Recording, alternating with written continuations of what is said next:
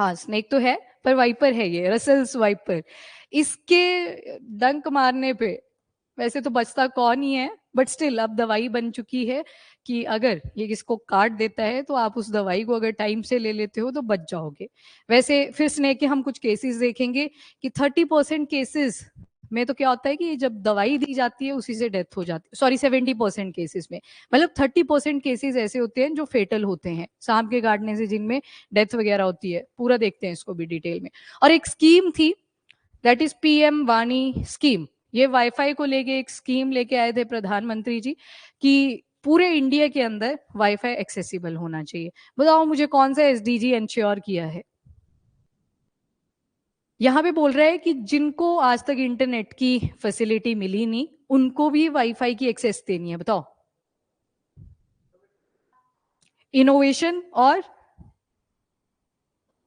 हाँ जी online SDG 9 और एक और है यहाँ पे इक्वालिटी इंश्योर करी तो रिड्यूस्ड इनइक्वालिटीज। ठीक है, वो जो इनइक्वालिटी बन रखी है, कोई डिजिटल इनइक्वालिटी है, वेल्थ इनइक्वालिटी है, तो एसडीजी नंबर 10 को भी यहाँ पे इंश्योर करा। तो अब जो नए स्टूडेंट्स आ रखे हैं आज एसडीजी वाला टेबल भी आप देखोगे और आपने भी वो लर्न कर लेना है। ठीक है, चलिए फर्स्ट आर्टिकल के साथ चलते हैं, विच इज बजाऊ ट्राइब। और ट्राइब आपका सोसाइटी का ही एक हिस्सा है।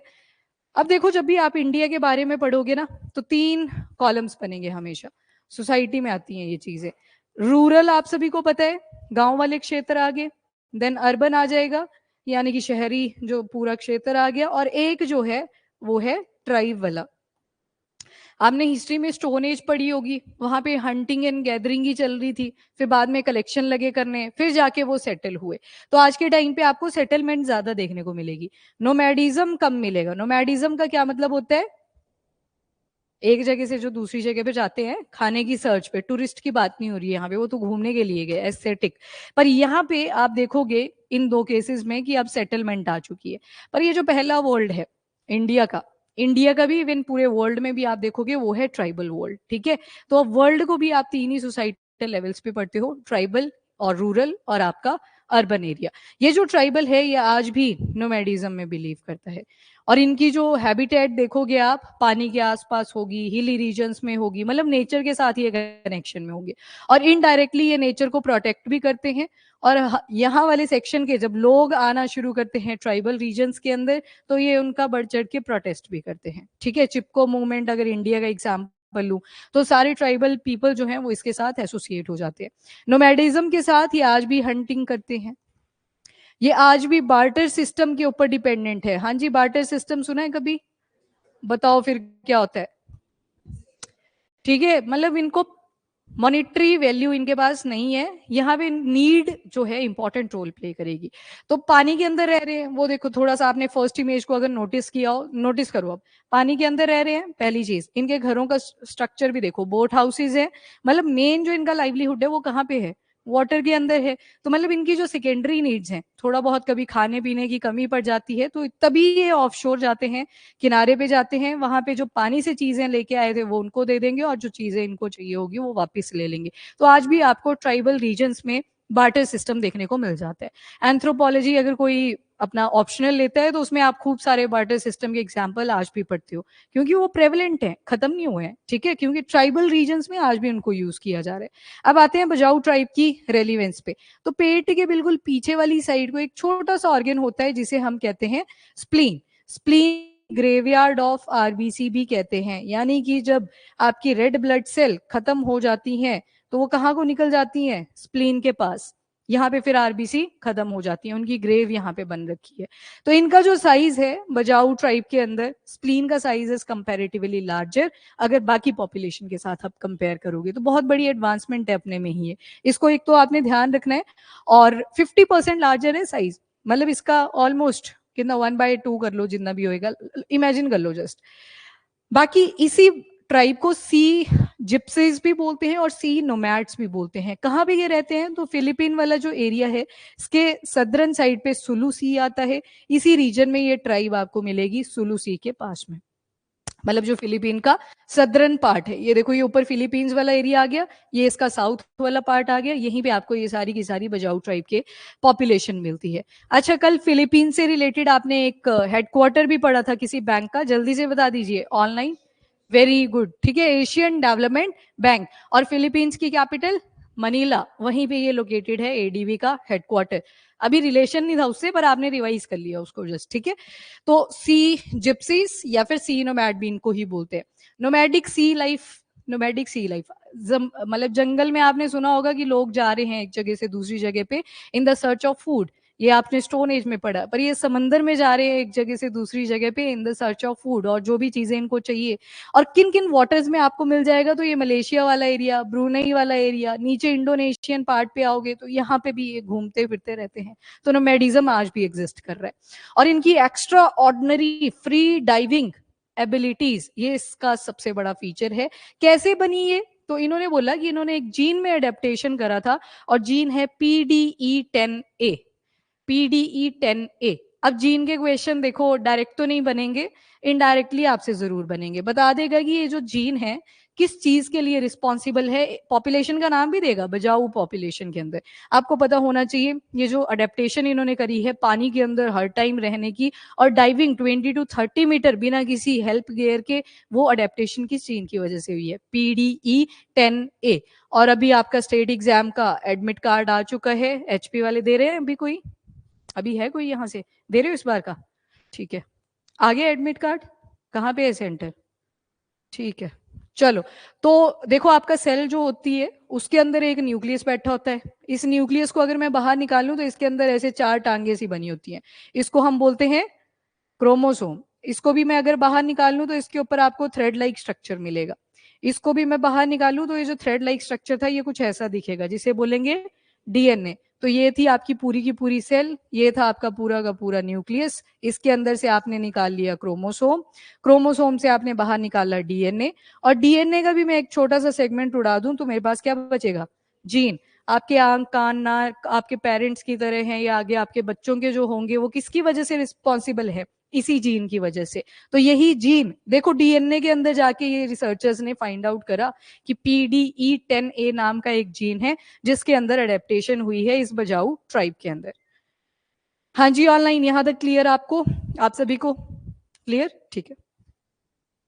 ट्राइब ना जब पढ़ते हो आप तो इजी लगती है कि अरे तो नोमैडिज्म वगैरह ही है, थोड़े दिन के बाद पूछूंगी तो आप लोकेशन भूल जाओगे कि ये बजाऊ ट्राइब कहाँ की थी। बजाऊ काफी फेमिलियर सा वर्ड लग रहा है ना, जैसे इंडियन वर्ड हो, पर ये इंडियन ट्राइब नहीं थी, ये तो साउथ ईस्ट एशियन कंट्रीज के अंदर आपने देखी, मेनली जो फिलीपींस का सदर्न वाला पार्ट था सुलू सी के अंदर।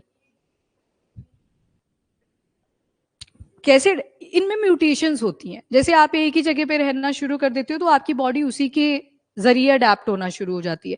एग्जाम्पल जैसे इंडिया की ही आप ज्योग्राफी देख लो, ये देखो नीचे की तरफ क्या होता है, सर्दी आती है कभी नहीं आती, तो जब ये ऊपर की तरफ आते हैं तो गर्मियों वाले मौसम में ही आना प्रेफर करते हैं। इनको तब भी ठंडा ही लगता है क्योंकि इनकी बॉडी अडेप्ट ही नहीं है इतना ठंड टॉलरेट करने के लिए।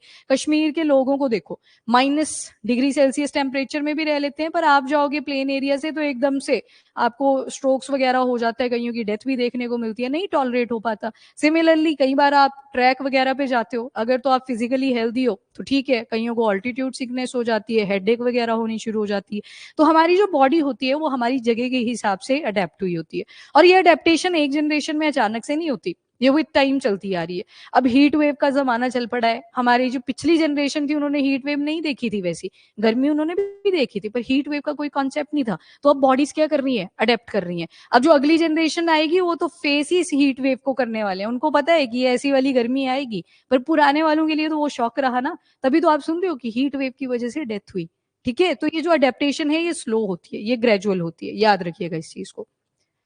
तो ये अडेप्टेशन हमारा एनवायरमेंट भी डिसाइड करता है, ठीक है, इट्स नॉट कि जीन के अंदर जाके म्यूटेशन हुई, ये हमारा एनवायरमेंट भी डिसाइड कर रहा है। हाँ जी, yes, very good Vishal. Survival of the fittest, एक स्टोरी आप सुनते हो डार्विन की, तो सर्वाइवल यहाँ पे भी फिटेस्ट का ही होगा। अब आता है इंपॉर्टेंट शब्द, इनके जो ये बोट हाउसेस है आपने देखा पोल्स के ऊपर इन्होंने बनाए हुए हैं, इसको बोलते हैं ये लेपा लेपा। ये घर का नाम है लेपा लेपा। बजाऊ ट्राइब के लोग इन घरों को बोलते हैं लेपा लेपा। और इनकी जो मेजोरिटी ऑफ द एक्टिविटीज होती हैं वो बोट के ही जरिए चलती हैं। बच्चे भी बोट चला रहे थे, हमने स्टार्टिंग में ही देखा। और जो भी चीजें सीजनल चेंजेस आते रहते हैं, कभी फूड की अवेलेबिलिटी ज्यादा होती है तो बाहर ये चीजों को बेच आते हैं और इनडायरेक्टली उसके बदले कोई सेकेंडरी चीज ले लेते हैं, खाने पीने की चीज हो सकती है। और फिशिंग, अगेन फिशिंग इनका इंपॉर्टेंट लाइफस्टाइल का पार्ट है। ठीक है, नेक्स्ट आ जाओ। कम्युनल फिशिंग एक्टिविटीज भी होती हैं। जब वर्ड आ गया कम्युनल, मतलब ट्रेडिशन जुड़ गया, कल्चर। इनकी जो सेरेमनीज होती हैं उसमें फिशिंग एक इंपॉर्टेंट रोल प्ले करता है। तो इस तरह से आपने देखा कि कैसे ट्राइबल का लाइफस्टाइल आज भी आपको डिफरेंट मिलेगा from rest of the world. Even Andaman and Nicobar island के बारे में आपने सुना होगा, वहां पे बाकी पॉपुलेशन को जाना अलाउड नहीं है। क्या रीजन है उसके पीछे, क्यों नहीं जाने देते?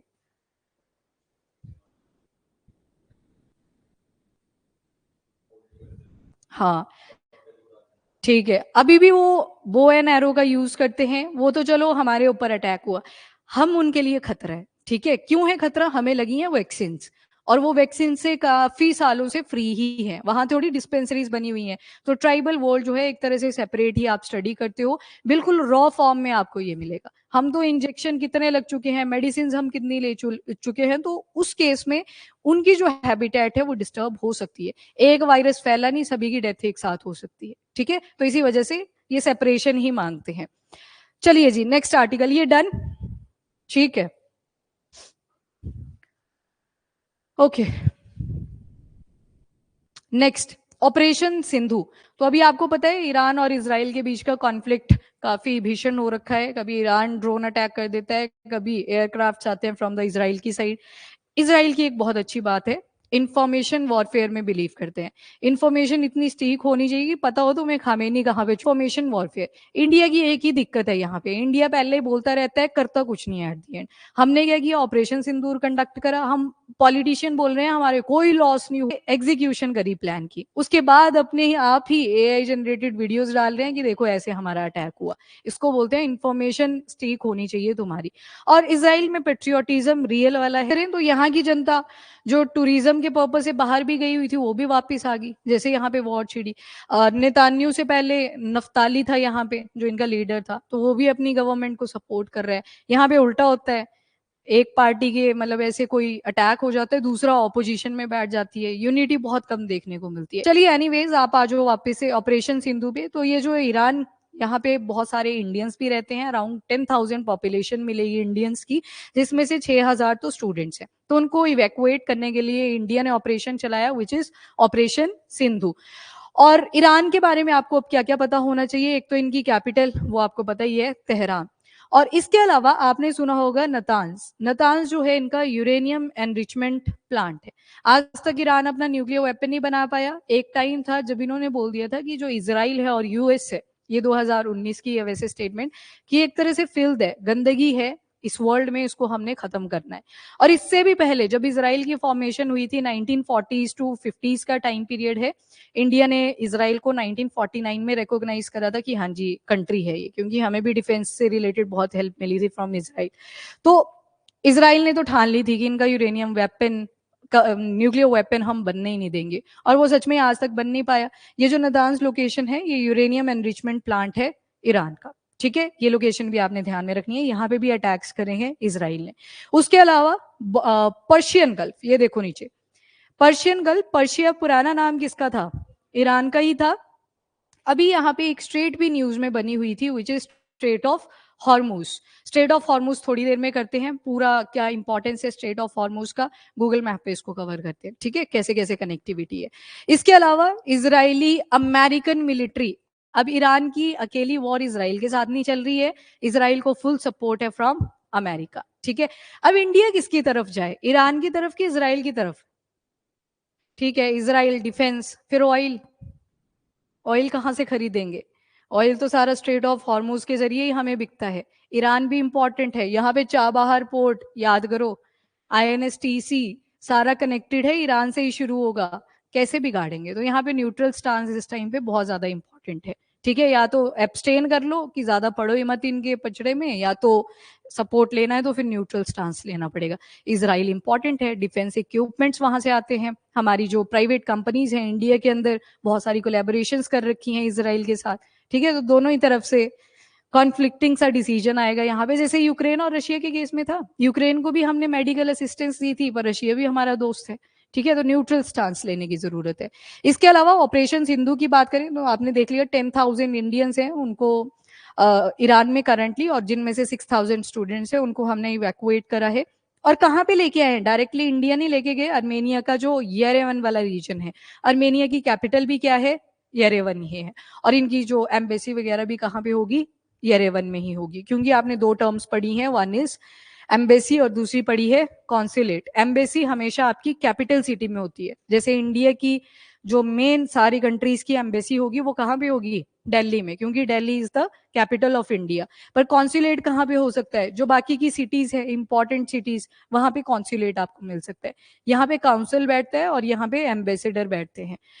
ट्रेड रिलेटेड कोई इशू है, डिफेंस रिलेटेड कोई इशू है, पीस रिलेटेड कोई इशू है, युद्ध हो रखा था, तो वहां पे कौन चेक करेगा?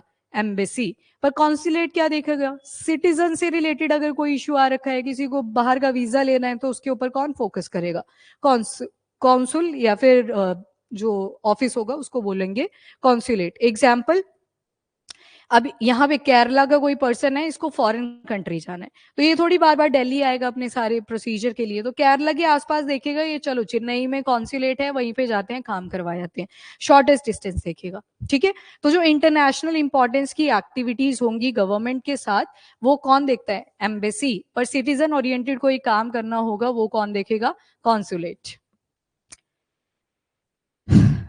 नहीं लवप्रीत, अभी रशिया तो बिल्कुल ही एब्सटेन लेके बैठा हुआ है, रशिया ने कोई स्टेटमेंट नहीं दी है इसको लेके, ठीक है। रशिया क्योंकि खुद ही बहुत ज्यादा डिस्ट्रैक्टेड है इस टाइम पे, ऊपर से यूक्रेन के ड्रोन्स ने उनको ठीक ठाक सेटबैक दे दी एयर बेसिस के ऊपर, तो वो तो वैसे ही शांत बैठे हुए हैं, उनकी कोई स्टेटमेंट नहीं आई है सच अभी। नेक्स्ट, ईरान के बारे में आपने क्या देखना है? इसकी बॉर्डरिंग कंट्रीज देख लो। चलिए जी, तो पाकिस्तान आपको पता है टच करता ही है, ऊपर अफगानिस्तान भी करता ही है, देन तुर्कमेनिस्तान, यहां तक आपको पता है। ये वाले तीन तो रह जाएंगे ना याद, पैट से याद रख लेना, पाकिस्तान, अफगानिस्तान और तुर्कमेनिस्तान। फिर उसके बाद ऊपर की तरफ आओ, अजरबैजान, अर्मेनिया, ये आपने एक दिन भी पढ़ा था जब आपने ज़ेंगज़्यूर कॉरिडोर के बारे में पढ़ा था कि कनेक्टिविटी इंक्रीज करनी है ईरान वाले पोर्शन में भी, तो ईरान के साथ तो अजरबैजान, अर्मेनिया दोनों का ही बॉर्डर आ जाएगा। अलोंग विद दिस तुर्की आ गया, और एक आ जाएगा यहाँ पे इराक। कुवैत नहीं करता, ये देखो यहाँ पे थोड़ा सा डिस्टेंस आपको मिलेगा, ठीक है। तो कौन कौन सी आ गई इधर? पाकिस्तान, अफगानिस्तान, तुर्कमेनिस्तान, पैट से याद रह गया, ऊपर दोनों अजरबैजान और अर्मेनिया, फिर आ गया आपका तुर्की, और नीचे आ गया इराक, ठीक है।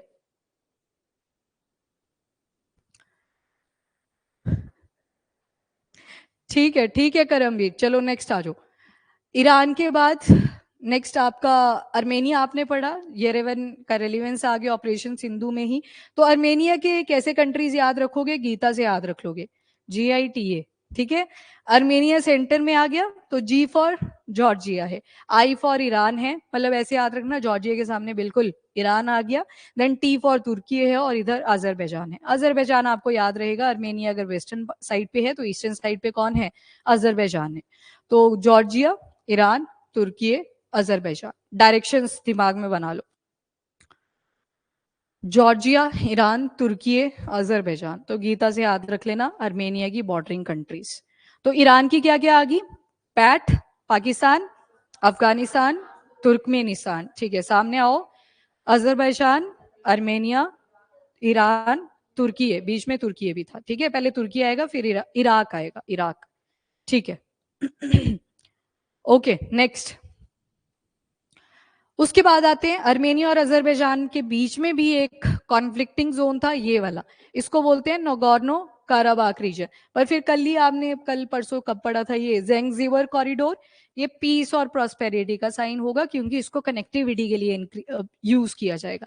तो इसी रास्ते पे ये जो अर्मेनिया वाला हिस्सा है, और ये वाला आ गया आपका अजरबैजान, यहाँ से ये जाता है बिल्कुल कॉर्नर से ज़ेंगज़्यूर कॉरिडोर।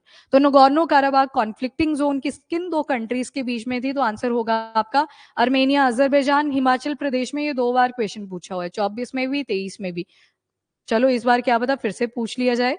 पर इसराइल के कॉरिडोर्स आप करके जाओगे, ठीक है? इसराइल के वो रफा क्रॉसिंग, एरिस के वाला था, कर लिया ना वो? बस ठीक है। फिलाडेल्फी, वो सब याद करके जाइएगा। और यहाँ पे देखो एक लाशिन कॉरिडोर भी था। जेंगजीवर इस तरफ को आ रहा है, ये वाला जो है ये इस तरफ को जा रहा है, लाचिन कॉरिडोर। तो ये भी किन दो कंट्रीज के बीच का था? आर्मेनिया और अजरबैजान। ये जो कॉन्फ्लिक्टिंग जोन थी नगोर्नो काराबाग, इसी के पास में था। तो मतलब बस आपने याद रखने हैं कि किससे एसोसिएटेड हैं, ये आपको इतना पता होना चाहिए। बाकी ये जो जेंगजीवर कॉरिडोर आपने पढ़ा है, ये तो है ही अंदर किसके? आर्मेनिया के, पर कनेक्टिविटी किसको भी दे दी? अजरबैजान को। इनडायरेक्टली तो कनेक्ट कर गया ना, तो दोनों के बीच का ही आएगा। ये देखो, ये नक्शीवियन वाला जो एरिया था, ये सेपरेट हो रहा था इस कॉरिडोर की वजह से। तो आर्मेनिया ने अश्योर करा कि नहीं, हमें तो कनेक्टिविटी इंक्रीज करनी है, क्योंकि नीचे कौन सी कंट्री आ गई? ईरान। तो ईरान के साथ वो सारी कनेक्टिविटी हम इंक्रीज करेंगे। चलो ठीक है। उसके अलावा मतलब हमारी जो एम्बेसी है वो भी 24/7 इमरजेंसी हेल्पलाइन प्रोवाइड कर रही है, जो भी लोग वापस आ रहे हैं, इवैक्यूएट हो रहे हैं। डन। तो आपने काफी सारी चीजें एक छोटे से आर्टिकल से कर ली, ये आप भूलेंगे नहीं अब। कोई क्वेश्चन? जेरूसलम आ रहे हैं अभी, उसके ऊपर लास्ट में लगाया हुआ है, उसको भी करना है आज मैप पे, ठीक है? चलो जी, नेक्स्ट आर्टिकल। 2 दवाइयां बनाई हैं रसल वाइपर के अगेंस्ट। यहाँ पे रुकना एक सेकेंड।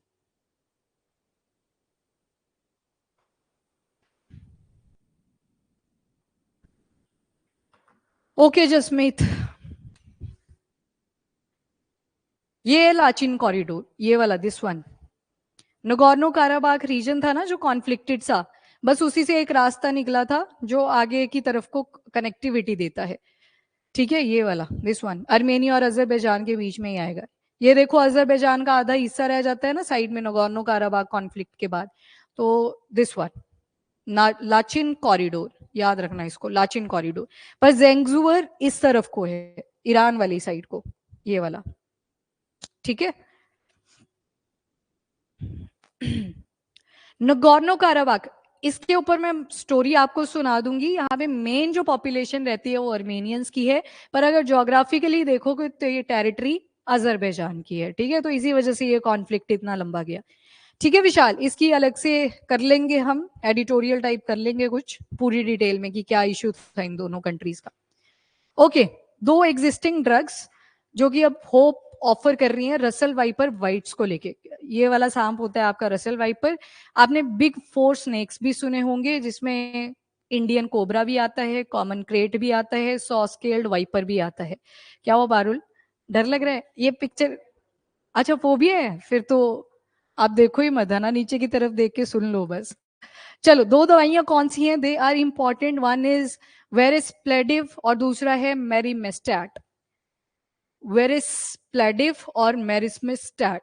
तो ये आपको पता क्यों होनी चाहिए? क्योंकि आपका एक टॉपिक आता है नेग्लेक्टेड ट्रॉपिकल डिजीज का। जब वो न्यूज में आएगा दोबारा से, डे भी सेलिब्रेट होता है अवेयरनेस को लेके डिजीज का, तो उस दिन हम इसके बारे में पढ़ेंगे, नेग्लेक्टेड ट्रॉपिकल डिजीज।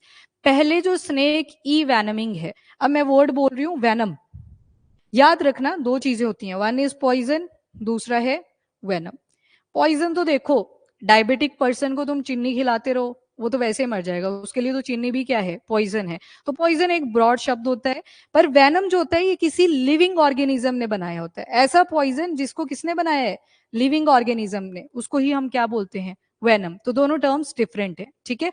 अब जो ये वर्ड होता है ना, स्नेक ई वैनमिंग, ई वैनमिंग मतलब स्नेक के काटने का, बीमारी, बीमारी बोल दो, डिजीज ही बोलते हैं ना इनको, नेग्लेक्टेड ट्रॉपिकल डिजीज। पहले ये स्नेक ई वैनमिंग एनटीडी का पार्ट नहीं था, लास्ट ईयर ही ऐड हुआ है, ठीक है? 24 के मिड में जैसे स्नेक ई वैनमिंग भी किसका पार्ट है? Neglected tropical disease. मतलब ट्रॉपिकल रीजन्स में कुछ ऐसी बीमारियां थी जिन्हें हम इग्नोर ही करते आए थे, पर अब उनके ऊपर फोकस कर रहे हैं, ठीक है? इसी के कॉन्टेक्स्ट में हमने ये दवाइयां बना रहे थे काफी अर्जे से, वेरिस्प्लेडिव एंड मेरिस्मेस्टैट।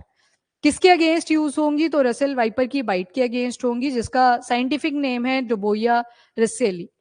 और एक एक करके भी दी जा सकती है दवाई, या फिर कॉम्बिनेशन में भी दी जा सकती है। किसके अगेंस्ट ये फाइट करेगा वो आगे चल के देखते हैं। अगली स्लाइड बहुत डेंजरस है, तो जिनको स्नेक से फोबिया है वो ना देखे। इसमें तीन तीन कैटेगरीज आएंगी, ठीक है। बिग फोर स्नेक्स हैं, ये आपके पेपर में पूछा जा चुका है क्वेश्चन कि इंडिया के अंदर ये बिग फोर स्नेक का क्या ग्रुप बनता है। तो इसमें सबसे पहले डेडलीस्ट स्नेक्स हैं ये इंडिया के। नंबर 1 तो आ जाएगा नाजा नाजा। नाजा नाजा इंडियन कोबरा का ही नाम है। बोलो, इंडियन कोबरा तुम्हारे सामने आके खड़ा हुआ है, तुम बोलोगे नाजा नाजा है, तो नाजा नाजा इसका साइंटिफिक नेम है, ये जीनस है, और दिस वन स्पीशी का नेम नाजा नाजा। इंडियन कोबरा आ गया। दूसरा है कॉमन क्रेट। कॉमन क्रेट ये वाला है, ये आ गया आपका इंडियन कोबरा। और ये है सॉ स्केल्ड वाइपर। तो ये 4 ऐसे सांप हैं जो इंडिया के अंदर डेडलीस्ट माने जाते हैं, ठीक है। रह जाएंगे चारों के नाम याद? हाँ जी। नहीं, इंडिया के अंदर बोला हुआ है कि डेडलीस्ट है। वैसे तो आपने टाइपिन वगैरह भी सुने होंगे, वर्ल्ड का डेंजरस। नहीं नहीं, वैसा कुछ नहीं है। वही ये 4 दोस्त हैं जो कि सबसे ज्यादा डेडलीस्ट हैं। ग्रुप बनाया हुआ है, ग्रुप ऑफ 4, G4 है ये, ठीक है। चलो अब देखो क्या होता है। स्नेक की जो बाइट होती है ना, आपने सुना होगा कि दवाई दी वैसे ही उस पर्सन की डेथ होगी, क्योंकि सारे सांप जहरीले नहीं होते। 70% तो होते ही नहीं है। जो जहरीले हैं वो तो 30% ही हैं। उनके काटने से फिर होता क्या है, जो इनकी वैक्सीन बनी होती हैं, इंजेक्शन बने होते हैं, उसके अंदर इन्हीं का जहर डाला होता है। और जैसे ही आप उसको बॉडी के अंदर इंड्यूस करते हो, उस पर्सन के जिसको सांप ने काटा हुआ था, और मान लो जिस सांप ने काटा था वो पॉइजनस था ही नहीं, वेनमस था ही नहीं, तो वो जो इंजेक्शन के जरिए आपने इसके बॉडी में एंटीजेंस डाले थोड़े थोड़े, वो एक्टिवेट हो जाते हैं और उसकी वजह से पर्सन की डेथ हो जाती है। तो ये बहुत ज्यादा इंपॉर्टेंट होता है कि स्नेक के बारे में पता हो जब भी स्नेक बाइट का केस आता है। तभी तो पुराने लोग ऐसे मंत्र मुंतर पढ़ के ही कर देते थे ठीक, क्योंकि उनको पता था ये कि मेजोरिटी ऑफ द केसेस में जो सांप होते हैं वो जहरीले होते ही नहीं है, तो उनको वो चीजें पता होती थी। बाकी नीम के अंदर तो वैसे भी मेडिसिनल प्रॉपर्टीज होती हैं, तो जो थोड़ा बहुत होता भी था वो ठीक हो जाता था उससे, ठीक है। तो 70% केसेस दवाई से मरते थे इसमें लोग जो होते थे। चलो आगे आ जाओ। नेक्स्ट, जो स्नेक ई वैनमिंग के केसेस हैं वो आपको ज्यादा मिलेंगे सदर्न पार्ट ऑफ इंडिया में। क्या रीजन है बताओ? फॉरेस्ट है, वेरी गुड। और ठीक है, सी है, और सबसे इंपॉर्टेंट रीजन, जोर से जोर से। यहाँ पे लुंगी पहनने का ट्रेंड है, ठीक है। ये पैंट्स वगैरह में कम बिलीव करते हैं। जो मेजोरिटी ऑफ द पॉपुलेशन है वो लुंगीज पहनना प्रेफर करते हैं, और चप्पल में ही जा रहे होते हैं आगे पीछे जब भी ट्रैवलिंग होती है। केरला की भी लाइफस्टाइल मूवीज देखना, सीरीज देखना, तो लुंगी ज्यादा प्रेफर करी जाती है। सिमिलरली फॉर द फीमेल्स, तो उसी वजह से स्नेक की वैनमिंग के केसेस उस वाले स्पॉट में आपको ज्यादा देखने को मिल जाते हैं। एनीवेज, बाकी फॉरेस्ट तो है ही रीजन। वेस्टर्न घाट है एक तरफ, ईस्टर्न घाट है, तो फॉरेस्ट तो है ही। वो तो नॉर्थ वाले पार्ट में भी हैं, पर लाइफस्टाइल डिफरेंट हो जाता है, ठीक है। उसके अलावा ये जो रसेल वाइपर होते हैं ये फॉरेस्ट में रहना प्रेफर नहीं करते। इनको ज्यादा पसंद होता है ग्रासी सा एरिया, जहाँ पे घास फूस हो, मतलब ओपन होना चाहिए एरिया। इसको कंजेस्टेड चीजें पसंद नहीं है। और ये बहुत टाइम तक ऐसे ही पड़ा रहता है, अपना डिनर करेगा, ब्रेकफास्ट करेगा, एक ही जगह पे पड़ा रहेगा अनटिल और अनलेस इसे कोई डिस्टर्ब ना करे। तो एक ही जगह पे रहते हैं। डिस्ट्रीब्यूशन देखोगे तो इंडिया में नहीं है सिर्फ, श्रीलंका में मिलेंगे, Bangladesh, Nepal, Myanmar, Thailand, Pakistan, Cambodia, अपने सारे पड़ोसी हैं साउथ ईस्ट के भी, और जो बॉर्डर शेयर करते हैं हमारे साथ।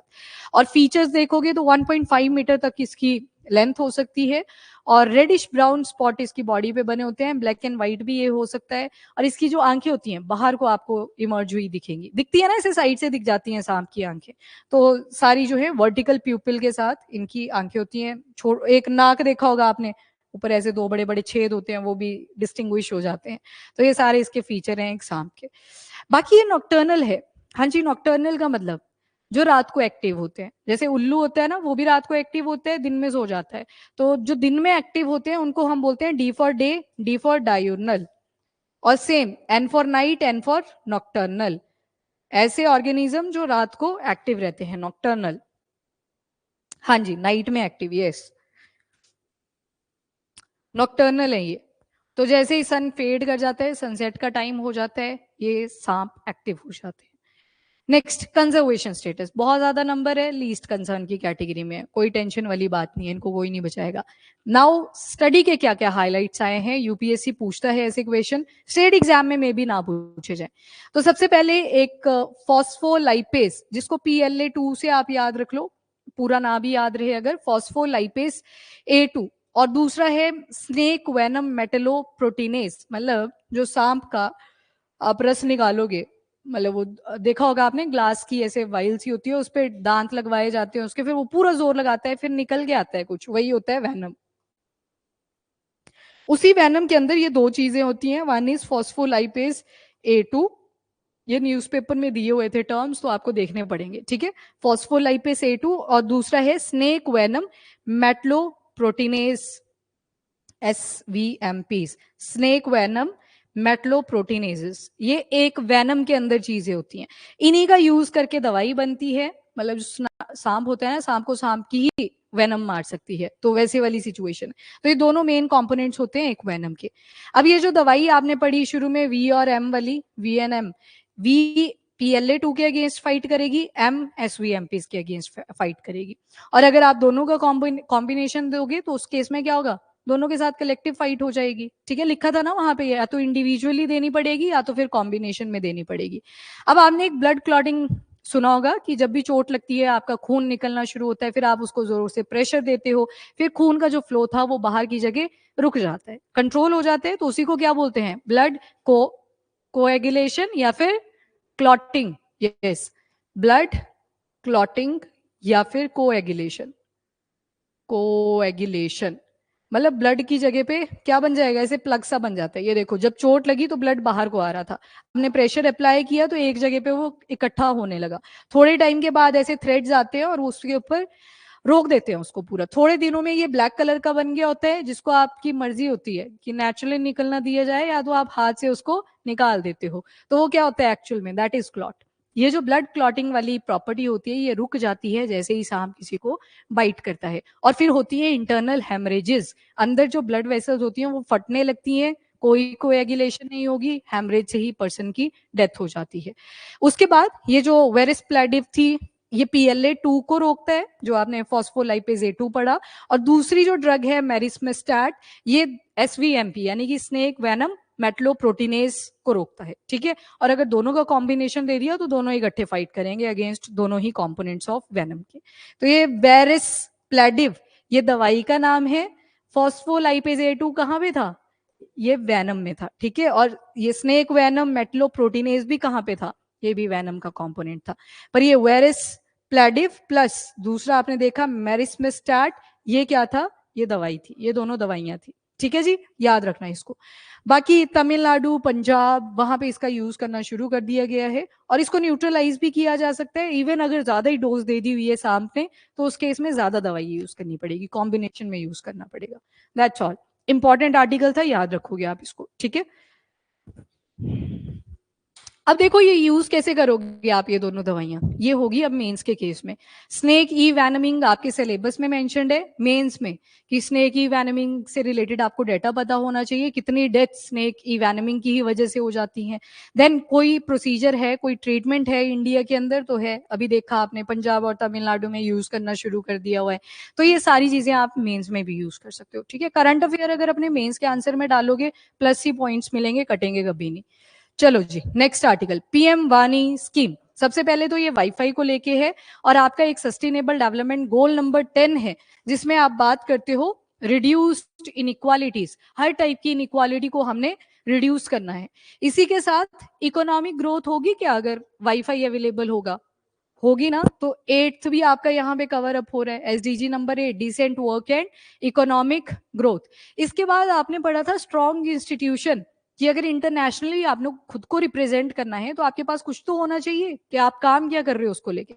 तो आपका जो SDG नंबर 16 है, वहां पे भी ये चीज फिट हो रही है। उसके अलावा और कहाँ पे फिट होगी, SDG number 9, industry innovation and infrastructure. ये देखो, अब डिफरेंट मेथड, अब एप्लीकेशन भी तो बनी होगी ना, अगर वाईफाई वहां पे पहुंचाना है, फिर आप वाईफाई टर्न ऑन करोगे, क्योंकि यहाँ पे बेनिफिशरीज होंगे, पहले उनको प्रोवाइड करा जाएगा, इक्विटी प्रमोट करी जाएगी, जिनके पास है ही नहीं बिल्कुल। अब आपके पास तो है, इंटरनेट भी चला हुआ है, जो हॉस्टल में रहते हैं वाईफाई भी चला है, अगर घर पे रहते हो कईयों ने अपना राउटर लगाया होगा, उनके पास अवेलेबल है। जिनके पास जरा भी नहीं है, तो वहां पे वर्ड यूज होता है इक्विटी।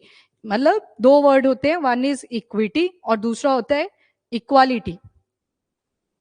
इक्वालिटी का मतलब है कि एक रिच पर्सन है, एक मिडिल क्लास है, और एक को पुअर मान लेते हैं, कोई एक्सट्रीम पुअर, वो बीसी में आ गई कैटेगरी। मेरे पास 100 चीजें थी, मैंने क्या किया, 33.33 बनेगा लगभग इसका, इसको दे दिया, 33.33 इसको दे दिया, 33.33 इसको दे दिया। ये तो बराबर ही नहीं रह गए, ये तो इक्वली डिस्ट्रीब्यूशन हुआ। इक्विटी क्या बोलता है कि रिच को कम दो, मिडिल को उससे थोड़ा ज्यादा, और पुअर को सबसे ज्यादा। क्या रेशो बन जाएगा 100 का? मान लो इसको मैंने 10 दे दिए, 10, इसको 30 कर दे देते हैं, और इसको दे दिए 60। लो, अब पुअर भी बराबर आ रहा है ना ऊपर को, तो यहाँ पे हम क्या एक्चुअल में इक्वालिटी को एस्टेब्लिश कर रहे हैं। हमने इनको एक्चुअल में इक्वल बनाया। जो वल्नरेबल सेक्शन होगा उसको पहले हमने चीजें ज्यादा प्रोवाइड करी। तभी तो जितनी भी स्कीम्स आती हैं वहां पे कौन होता है, या तो एससी आप सुनते हो, एसटी सुनते हो, या फिर बैकवर्ड क्लासेस सुनते हो, वल्नरेबल सेक्शन सुनते हो, मार्जिनलाइज सेक्शन सुनते हो। क्यों? यही रीजन है, इक्विटी एंश्योर करनी है। तो इक्विटी एंश्योर करेंगे तो इक्वालिटी तो खुद ही आ रही है। ठीक है, तो दिस इज द इक्विटी और इक्वालिटी के बीच का डिफरेंस। क्वालिटी एजुकेशन, हाँ, अवेयरनेस को लेके बोल सकते हैं। ठीक है, हाँ, अवेयरनेस को लेके बोल सकते हैं। चलो जी, Telecom Regulatory Authority of India ने हाल ही में बोला कि जो टैक्सेस हम लगाते हैं किसके ऊपर, पीडीओ, पब्लिक डाटा ऑफिसर्स के ऊपर, वो रिड्यूस कर देंगे। क्या रीजन है? कि रूरल एरियाज, एक्सट्रीम एरियाज तक हमें वाईफाई कनेक्शन प्रोवाइड करना है। तो सबसे पहले ये तो कॉन्टेक्स्ट था, in order to keep public wifi affordable. Affordable होना चाहिए, एक्सेसिबल होना चाहिए, अवेलेबल होना चाहिए। ये 3 ए भी पढ़ते हो आप इकोनॉमी के अंदर, सोसाइटी के अंदर। सबसे पहले तो कोई चीज अवेलेबल होनी चाहिए, और अगर उसको एक्सेसिबल बनाना है तो वो अफोर्डेबल होनी चाहिए, मतलब उतना पैसा कोई अफोर्ड भी कर पाए। अफोर्डेबल, अवेलेबल, एक्सेसिबल और अफोर्डेबल। इसको अगर कभी भी डिफाइन करना हो तो ट्राइंगल का यूज करके बताएं। ठीक है, ट्राइंगल क्या रिप्रेजेंट करता है, मतलब तीनों ही टांगे बराबर हैं, तीनों ही चीजें चाहिए। फिर यहाँ पे लिख दो ऐसे, अवेलेबल, ये एक्सेसिबल, और ये आ जाएगा अफोर्डेबल। ठीक है, तो इसको इंश्योर करने के लिए बोला है। पीएम वाणी स्कीम के बारे में देखोगे तो 20 में डिपार्टमेंट ऑफ टेलीकम्युनिकेशन ने इसको लॉन्च किया था। पीएम वाणी, वाणी क्या interface, wifi access network interface, wifi पे मेन फोकस किया गया है। और जितने भी पब्लिक वाईफाई हॉटस्पॉट हैं, उन्होंने क्या करना है, डिजिटल कम्युनिकेशन इंफ्रास्ट्रक्चर को प्रमोट करना है। आ गया ना इंफ्रास्ट्रक्चर, एसडीजी नंबर 9 खुद ही आ गया यहाँ पे। स्पेशली कहाँ पे फोकस किया जाएगा, रूरल एरियाज के। देन बेटर एक्सेस प्रोवाइड करनी है। और जो हमारे एमएसएमईज हैं, एमएसएमईज पढ़ोगे आप इकोनॉमी में, माइक्रो स्मॉल मीडियम एंटरप्राइजेस, मतलब ये भी इन्वेस्टमेंट करते हैं, कुछ टर्नओवर इनका आता है, उनको अभी हम नहीं फोकस कर रहे, तो इनको भी हेल्प हो जाएगी अगर इनके पास इंटरनेट अवेलेबल होगा अच्छे तरीके से, एक्सेसिबल तरीके से। और उन एरियाज में भी लो कॉस्ट इंटरनेट प्रोवाइड करना है जो अंडर सर्व अर्बन पुअर और रूरल हाउस होल्ड है। और साथ में लास्ट माइल इंटरनेट डिलीवरी, नहीं तो फिर फॉरेन कंट्रीज के आएंगे, जैसे स्टारलिंक आपने पढ़ा है, स्टारलिंक किसका है, एलन मस्क की कंपनी स्पेस एक्स। तो उन्होंने बोला था कि हमें परमिशन ग्रांट करिए, क्योंकि जियो तो ऑलरेडी बहुत ज्यादा महंगा है, हम वाईफाई उन रीजन्स में भी प्रोवाइड करेंगे जो रिमोट एरियाज हैं आपके इंडिया के। तो अभी तक तो परमिशन नहीं मिली है, पर अगर गवर्नमेंट ऐसे स्टेप्स लेती है कि वाईफाई हम खुद ही एक्सेसिबल करवा देंगे सबके लिए, तो फॉरेन पावर्स हमें ओवरटेक नहीं कर सकते फिर। ठीक है, एक बार एंट्री हो जाएगी फिर तो हाईली डिपेंडेंसी हो जाती है चीजों के ऊपर, तो फिर उसके बाद निकलना मुश्किल होता है। तो अगर अपनी गवर्नमेंट ऐसी स्कीम लेके आती है कि वाईफाई खुद ही हम सभी को अवेलेबल करवा रहे हैं, देन इनकी जरूरत नहीं रहती। ठीक है, उसके अलावा पब्लिक डाटा ऑफिस, अब ये पब्लिक डाटा ऑफिस क्या होगा, इन्हीं का काम रहेगा, पूरा चेक रखेंगे कि क्या रिमोट एरियाज तक ये सारा वाईफाई एक्सेसिबल हो पा रहा है या नहीं हो पा रहा है। अब इसमें क्या किया जाएगा, एक एप्लीकेशन भी होगी, इनके पास भी होगी, जिसने वो डाटा यूज करना होगा उनके पास भी होगी, जो इस पीएम वाणी के तहत डाटा को यूज करेंगे। उस एप्लीकेशन में आपको वाउचर्स की ऑप्शंस होंगे, उसमें कुछ लमसम अमाउंट आपको पे करना पड़ेगा, और जैसे ही आप पे करोगे आप उस इंटरनेट को यूज कर सकते हो, वाईफाई को यूज कर सकते हो। वाईफाई ऑन किया, वहां पे एक एप्लीकेशन होगी, उसको ओपन करोगे, वहां पे अमाउंट आ जाएगा कि कितना डाटा आपको चाहिए। किसी पब्लिक एरिया में बैठना पड़ेगा, हो सकता है नियर बाय रेलवे स्टेशन हो सकता है बस स्टेशन हो सकता है कोई पार्क वगैरह हो, तो वहां पे आपको ये वाईफाई अवेलेबल होंगे। तो उस केस में आपको ये वाउचर सिस्टम यूज करना पड़ेगा। लाइसेंस की यहाँ पे कोई भी जरूरत नहीं है। और अगर आपको किसी से रिचार्ज करवाना है तो जो छोटी मोटी रिटेलर शॉप्स होती हैं वो भी यहाँ पे अर्निंग कर सकते हैं, उसके अंडर बस रजिस्टर कर लेंगे खुद को, लाइसेंस की उनको भी जरूरत नहीं है, तो उनकी भी अर्निंग हो जाएगी और साथ में जिसके पास इंटरनेट की एक्सेसिबिलिटी नहीं थी वो भी इसको एक्सेसिबल कर लेगा। ठीक है, तो इजीली मतलब ये देखो ऐप प्रोवाइडर वगैरह यहाँ पे सारे। और ये पब्लिक डेटा ऑफिस एग्रीगेटर कौन होगा, जो इन पीडीओज के ऊपर चेक रखेगा, पब्लिक डेटा ऑफिस के ऊपर। एग्रीगेटर मतलब सभी ऑफिस को एग्रीगेट इकट्ठा कर देगा ये, तो ये सभी के ऊपर चेक बनाए रखेगा। जितने भी ये ब्रॉडबैंड्स लगे होंगे, क्या वाईफाई ठीक से जा रहा है, सभी को नहीं जा रहा है। इसमें आपने एक टर्म भी सुनी होगी, नेट न्यूट्रलिटी। आजकल क्या किया जाता है, जितने भी आपके इंटरनेट सर्विसेज होती हैं उनको ज्यादा प्रोवाइड करी जाती हैं जिन्होंने कोई एडिशनल सब्सक्रिप्शन ली होती है। तो ये भी क्या हो रही है, एक तरह से इनइक्वालिटी प्रमोट हो रही है इंटरनेट के एरा में। तो वो भी आप याद रखेंगे, यहाँ से नेट न्यूट्रलिटी उसको बोलते हैं, कि इंश्योर करो कि सभी को बराबर नेट चाहिए, क्योंकि रिचार्ज तो सभी ने करा हुआ है। इसका मतलब ये थोड़ी कि जो हॉटस्पॉट ये अपना नेटफ्लिक्स देख रहे हैं सिर्फ उन्हीं को इंटरनेट जाना चाहिए। तो ये चीजें भी आती हैं। और कौन इसको अभी के लिए मेंटेन कर रहा है, ये जो आपके public data office and all हैं, तो centre for development of telematics, overall department of telecommunication याद रखना है। टेली लगा होगा सभी के साथ फिर आगे चल के। कैसे एक्सेस करते हो, तो मैंने आपको बता दिया। यहाँ पे जैसे ऑथेंटिकेशन करते हैं ना, जब भी आप कोई पब्लिक वाईफाई यूज करते हो, कभी यहाँ पे किए 43 में हम जाते थे पहले, उस टाइम पे अभी वाईफाई इतना ज्यादा प्रेवलेंट नहीं था, तो वहां पे लगा था पहली बार वो जियो वाला जब आया था, तो 1 GB डाटा मिलता था, बाद में तो 20 MB बचा था। तो यहाँ जाते थे, नंबर डाला, नंबर डालेंगे तो एक बार आप 1 GB डाटा को यूज कर सकते हो। किसी और का नंबर डालोगे तो और 1 GB डाटा आ जाएगा। तो यूट्यूब पे जितनी भी वीडियोस होती थी उस टाइम पे अभी चल ही रही थी ये चीजें। यूट्यूब तो पहले आ गया था, चला तो बाद में था। तो सारी वीडियोस डाउनलोड कर लेते थे वहां पे अलग अलग नंबर डाल के। बाकियों को नहीं बताया कभी कि कहाँ से करते। हाँ हाँ, अच्छा पहले था ऐसे। हाँ, अब तो 20 MB आता है सभी को, कि कोई इमरजेंसी वाला मैसेज करना है या फिर रिचार्ज कर लो अपना, 20 MB देंगे हम तो। चलो पहले की बातें हैं ये तो दैट्स ऑल पीएम वानी। तो यहाँ पे भी हम क्या कर रहे हैं, इन इक्वालिटी को रिड्यूस करने की ट्राई कर रहे हैं, तो आपके एसडीजीज भी काफी फिट बैठ गए। ठीक है, चलिए। हाँ, space x, now the important part. हाँ जी, सेंट्रल सेंट्रल स्कीम है ये। हाँ जी, सेंट्रल स्कीम है। लिखा था ना वहां पे डिपार्टमेंट ऑफ टेलीकम्युनिकेशन, तो सीधा सेंटर का ही है। बाकी आगे भी क्या लिखा था, सेंटर फॉर टेलीमेटिक्स, तो सारा ही नहीं का ही है।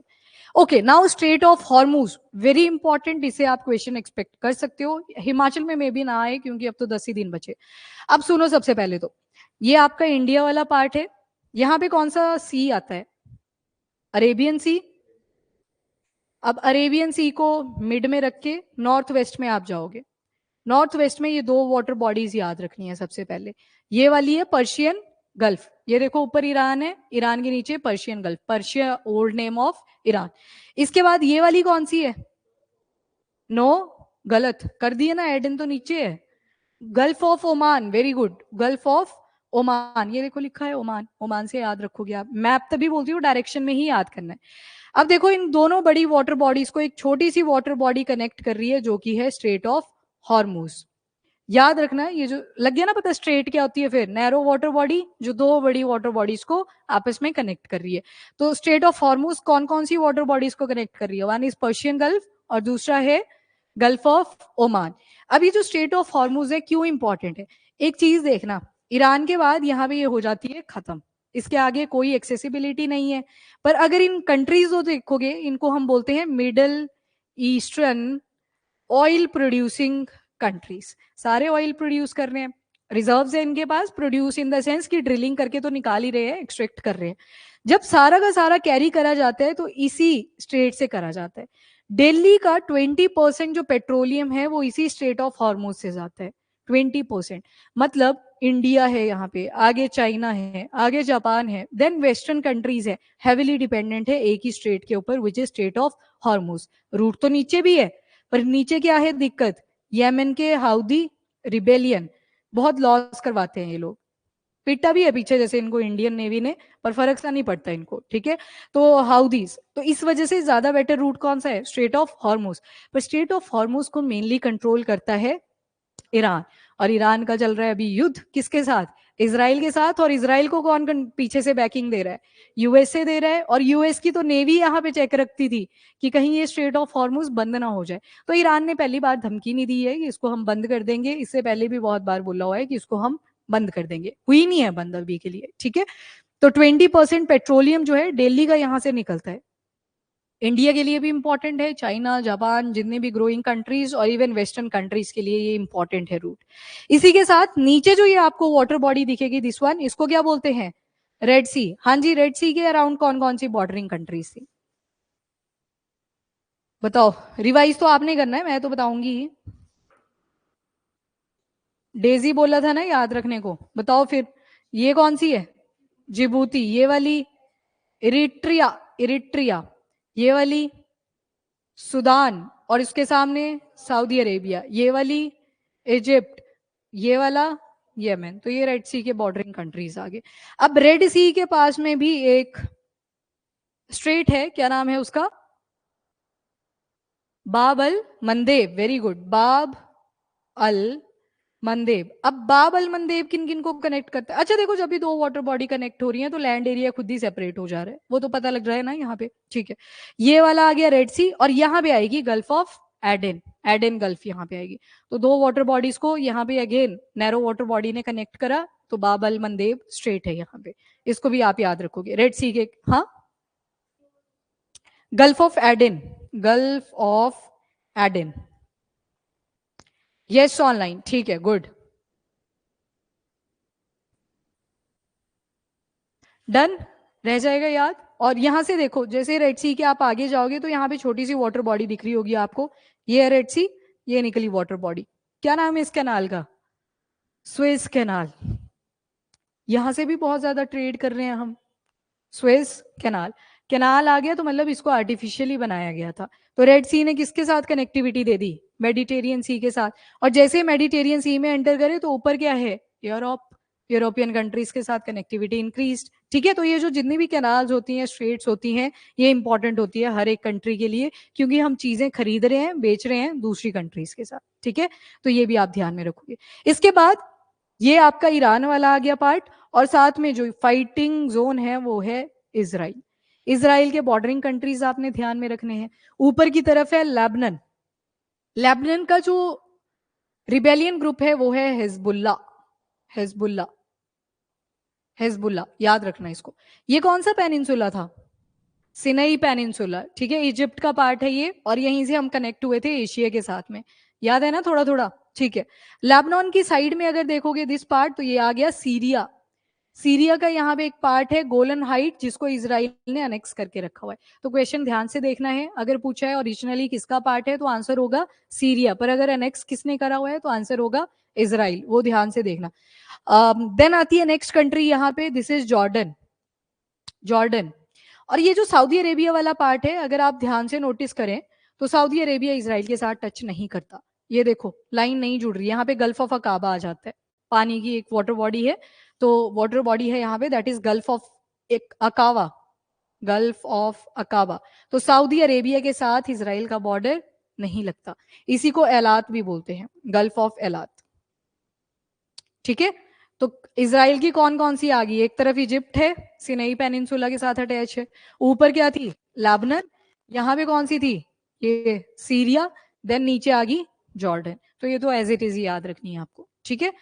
इसके अलावा आपने एक वॉर भी पढ़ी थी एक दिन, योम किपुर वॉर, याद है क्या हुआ था उसमें, योम किपुर वॉर, जब G7 के बारे में पढ़ा था।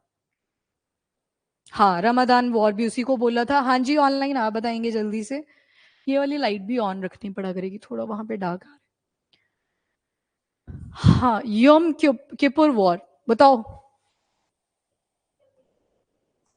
नहीं, इसराइल ने ही शुरू करी थी, 1967 का टाइम पीरियड था, इसराइल ने अटैक्स करे थे ये सिनाई पेनिनसुला वाले रीजन पे, और ये जो गोलन हाइट का ऑलरेडी अनेक्स कर लिया था यहाँ पे अटैक करे थे, कुछ हिस्से थे जॉर्डन के वहां पे भी अटैक्स करे थे।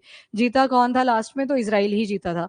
फिर ये जितनी भी आपने पीछे मिडल ईस्टर्न कंट्रीज पढ़ी, जैसे Saudi Arabia, Oman, Qatar, Iraq, ये आपकी यूएई, ईरान, इन सब ने क्या किया था? ऑयल एम्बार्गो लगा दिया था, ऑयल के एक्सपोर्ट पर बैन, जिसकी वजह से ऑयल के प्राइसेस हो गए थे इंक्रीज, क्योंकि बाकी जब बेचेंगे सारी डिपेंडेंसी उन पे जाएगी, तो प्राइसेस अल्टीमेटली इंक्रीज कर जाएंगे। तभी तो स्ट्रेट ऑफ हॉर्मुज बंद नहीं होना चाहिए, ये इसकी इंपॉर्टेंस है।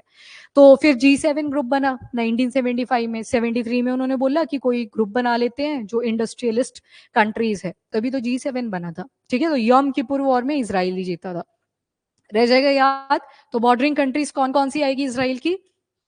नीचे की तरफ इजिप्ट थी, नॉर्थ में लेबनान थी, इस तरफ को आएगा आपका। देन सीरिया, नीचे जॉर्डन। सऊदी अरेबिया आएगा? नहीं आएगा। कौन सा गल्फ पड़ा? अकाबा या फिर एलात। ठीक है, तो ये दोनों एक ही नाम है, गल्फ ऑफ अकाबा और एलात।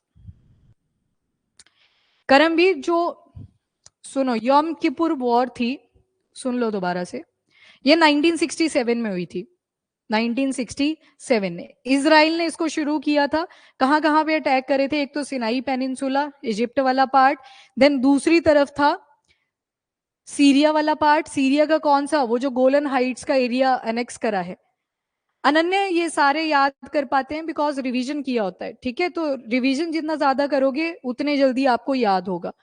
तो अभी यहाँ पे फोकस करो, सीरिया का है गोलन हाइट वाला पार्ट, जिसको अगेन किसने अटैक करा था? तो इसराइल ने किया था। और कुछ हिस्से जॉर्डन के भी थे, जॉर्डन के साथ ज्यादा कॉन्फ्लिक्ट नहीं करा था इसराइल ने, पर जो अगेंस्ट जा रहे थे उनके ऊपर अटैक कर दिया था।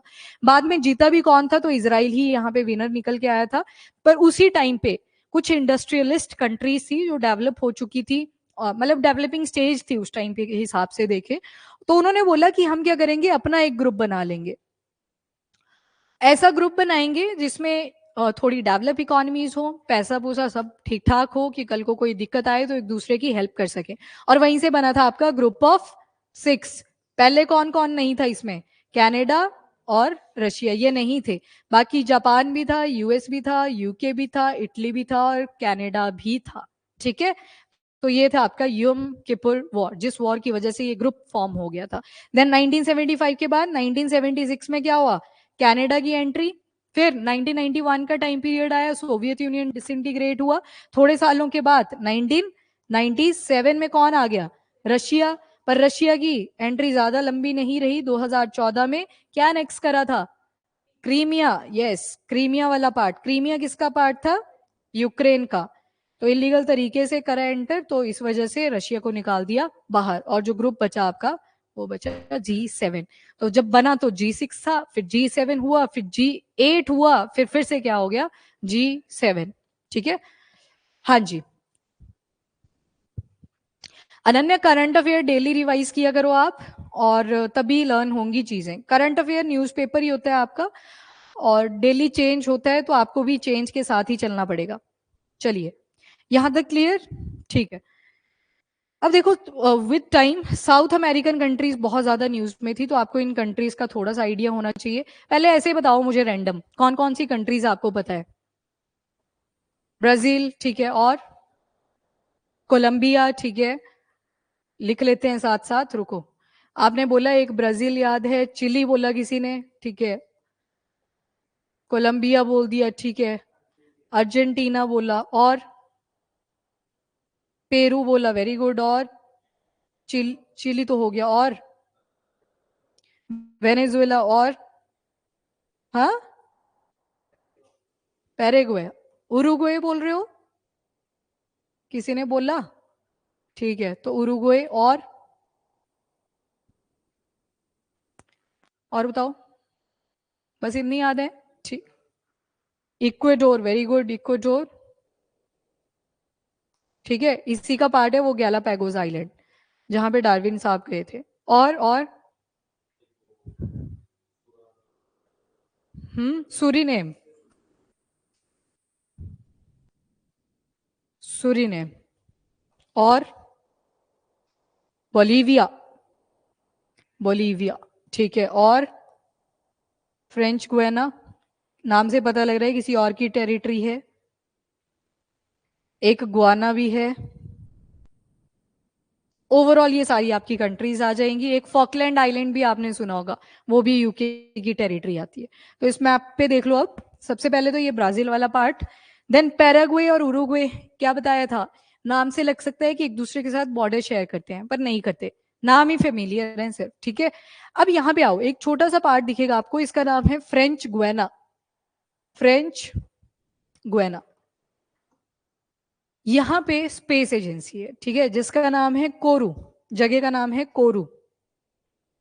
कोरू स्पेलिंग्स एक बार देख लेना आप। कोरू, कोरू से फ्रांस भी हो गया और साउथ अमेरिका भी हो गया। ये अपने लॉन्चेस करते हैं, जो भी इनको रॉकेट्स लॉन्च करने होते हैं तो कहाँ से करते हैं, फ्रेंच गुयाना से। बस इसके आगे आपने एक कंट्री बोली अभी, सुरीनेम, तो आगे फ्रेंच गुयाना के सुरीनेम आएगी। देन है यहाँ पे गुआना। गुआना, अब गुआना और दूसरा है वेनेजुएला। अब देखो इन दोनों का बॉर्डर लग रहा है। इस गुयाना वाले पार्ट पे एक जोन है एसेक्यूबो। ये कॉन्फ्लिक्ट बहुत लंबा चला है इन दोनों कंट्रीज का। एसेक्यूबो, यहाँ पे क्या है, ऑयल के रिजर्व्स हैं, ठीक है। टेरिटरी तो गुआना की है, पर वेनेजुएला क्लेम करता है कि ये मेरी टेरिटरी है। क्यों क्लेम करता है, क्योंकि यहाँ पे है ऑयल के रिजर्व। और इस ऑयल को भी अगर काउंट कर लें तो वेनेजुएला भी काफी अच्छे रैंक पे आ जाता है in terms of middle eastern oil producing countries के साथ, तो ये भी अमीर कंसीडर होता है। पर ये कॉन्फ्लिक्टिंग जोन है, इसी वजह से इनकी रैंकिंग नहीं देखने को मिलेगी आपको। आई थिंक सेकंड या थर्ड रैंक पे आता है अगर इनको इंक्लूड कर दें ऐसे क्यूब रीजन में। तो ये वेनेजुएला है, ये गुआना है, और इन दोनों के बीच का जो कॉन्फ्लिक्टिंग जोन है वो है ऐसे क्यूबो। ऐसे क्यूबो, ऐसे क्यूबो लंबा सा नाम है, रह जाएगा याद, ऐसे क्यूबो। वेनेजुएला के आगे जाओगे तो ये आ गया कोलंबिया। कोलंबिया से रिलेटेड क्या पढ़ा था आपने, दो वाटर बॉडीज, एक तरफ आपको दिखेगा पैसिफिक ओशियन और ऊपर दिखा था कैरेबियन सी। फिर आता है आपका इक्वाडोर। इक्वाडोर आ गया दिस वन, गैलापैगोस आइलैंड इसी की टेरिटरी है। फिर नीचे देखोगे तो ये आ गई पेरू। पेरू के आगे है बोलीविया, दिस वन, बोलीविया। फिर ये देखो चिली शेप की कंट्री, तो नाम भी क्या है, चिली। चिली की ना बहुत सारी चीजें सी से ही है। एक तो अपना नाम इसका सी से है, ऊपर यहां से एक लोकेशन है दैट इज चुकी कमाटा। चूकी कमाटा, तो ये भी सी से शुरू होती है। और यहाँ पे जो रिजर्व्स हैं वो भी कॉपर की हैं, तो ये भी सी से हैं। तो तीन चीजें तो सी से याद रह जाएंगी आपको, चिली, चूकी कमाटा और कॉपर। और उसके अलावा साइड में देखोगे अर्जेंटीना आ गया, ऊपर पैराग्वे है, नीचे उरुग्वे है, और ये ऊपर आ गया ब्राजील। ब्राजील के साथ सिर्फ दो कंट्रीज बॉर्डर शेयर नहीं करती, नाम बताओ देख के। अर्जेंटीना लग तो रहा है, चिली और इक्वाडोर। इक्वाडोर और चिली दोनों ही बॉर्डर शेयर नहीं करते ब्राजील के साथ, ठीक है। बाकी सभी की देखो सारे लग रहे हैं, अर्जेंटीना लग रहा है, उरुग्वे लग रहा है, पैराग्वे लग रहा है, बोलीविया लग रहा है, पेरू है, Colombia, Venezuela, Guyana, Suriname, French Guiana. French Guiana French territory आ गई। नीचे देखो यहाँ पे फॉकलैंड आइलैंड दिखेंगे आपको। ये फॉकलैंड आइलैंड पे साउथ अमेरिका क्लेम करता है, पर यूके की टेरिटरी है ये, यूके। पुराना हिस्ट्री आ गया अगेन, तो उस टाइम से यूके ही यहाँ पे पूरा चेक एंड कंट्रोल रखता है, ठीक है। That is Falkland island. आपका छोटा सा होमवर्क है, एक और टेरिटरी है बस फॉकलैंड आइलैंड के बिल्कुल ईस्टर्न डायरेक्शन पे है, वो भी यूके की ही है, उसको फाइंड आउट करना है। एक टेरिटरी कर लोगे, लग जाएगा टाइम, ठीक है, ठीक है, ओके। इंडिया पे आते हैं, टाइम कितना हुआ अभी, है अभी टाइम है, चलो आराम से। अब ये बिल्कुल ही फ्रेशर लेवल पे आ गया काम। सुमित बताएंगे सबसे पहले ये क्या चीज है यहाँ पे। हम्म? अंडमान एंड निकोबार वाला पार्ट आएगा। खैर ये दूर बना है थोड़ा सा, यहाँ पे बनना था ये, अंडमान एंड निकोबार। ये वाला है लक्षद्वीप वाला एरिया, दिस वन, ठीक है। वेस्टर्न घाट कहाँ पे होंगे, डायरेक्शन, डायरेक्शन बताओ, इधर होंगे कि इधर होंगे, इधर ही होंगे obviously, north south east west, ठीक है। तो यहाँ पे जो पहाड़ियां हैं उनको बोलते हैं आप वेस्टर्न घाट्स। पहाड़ियां हैं और साथ में जंगल भी हैं। और यहाँ पे ही केरला वाले पोर्शन में आपने बहुत सारे लैंडस्लाइड्स भी सुने होंगे, वो ये नहीं वेस्टर्न घाट से थे। यस ऑनलाइन, ये वाला कौन सा है, ये ईस्टर्न घाट्स है। ये जो पहाड़ियां हैं ये काफी कॉन्टिन्यूअस आपको मिलेगी, मतलब एक चेन बनाती हुई चलेंगी। जबकि ईस्टर्न घाट में एक पहाड़ी यहाँ पे मिली, एक थोड़ा ऊपर मिलेगी, यहाँ पे मिलेगी, यहाँ पे मिलेगी, मतलब डिसकॉन्टिन्यूटी ज्यादा दिखेगी आपको ईस्टर्न घाट वाले एरिया में। गल्फ ऑफ कच्छ कहाँ पे होगा? गुजरात वाली साइड में, तो ये वाला जो जोन है this is gulf of Kutch. Gulf of Mannar कहाँ पे है? या पाक स्ट्रेट आपने सुना होगा, ये वाला है श्रीलंका के, हाँ ये वाला, दिस वन, ये वाला गल्फ ऑफ मन्नार स्ट्रेट बोल रहे हैं तो बीच में आ जाएगी नैरो वाटर बॉडी जिसने दो बड़ी वाटर बॉडीज को कनेक्ट करा। ये तो बे ऑफ बंगाल है, और यहाँ पे क्या बनता है? सुंदरबन डेल्टा, ठीक है। इधर डेल्टा बनता है और दूसरी तरफ एस्चुरीज बनती हैं। बताओ क्या डिफरेंस है? हम्म।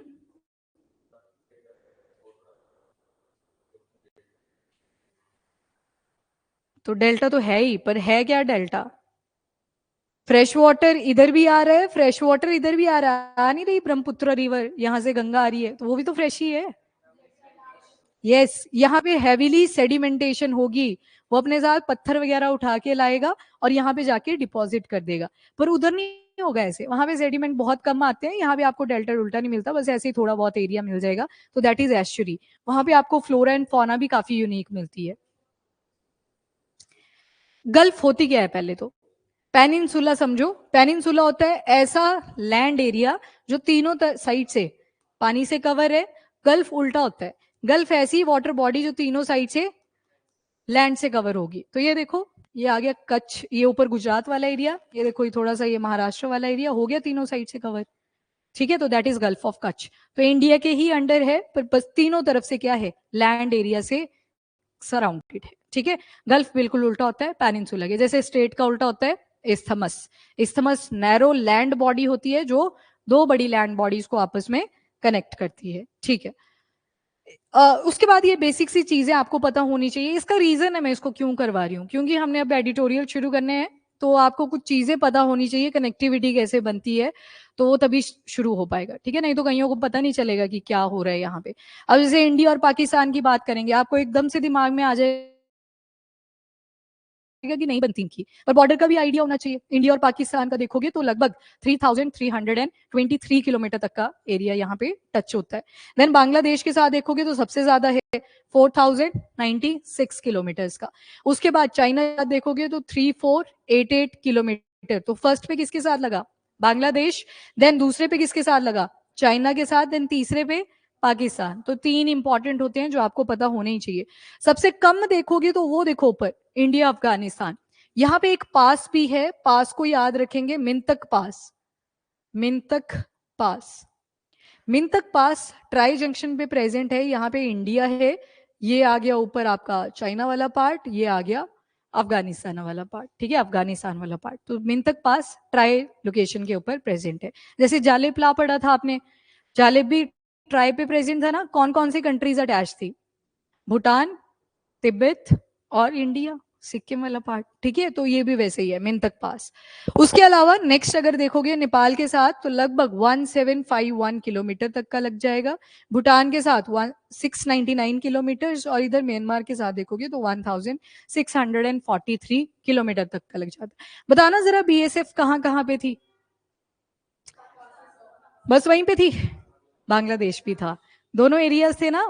पहले ये भी तो पाकिस्तानी हुआ करता था, ईस्टर्न पाकिस्तान इसको बोलते थे, और उसको वेस्टर्न पाकिस्तान। फिर 1971 में जाके ये लिबरेशन हुआ। Border security forces. Assam rifle कहाँ पे आएंगी?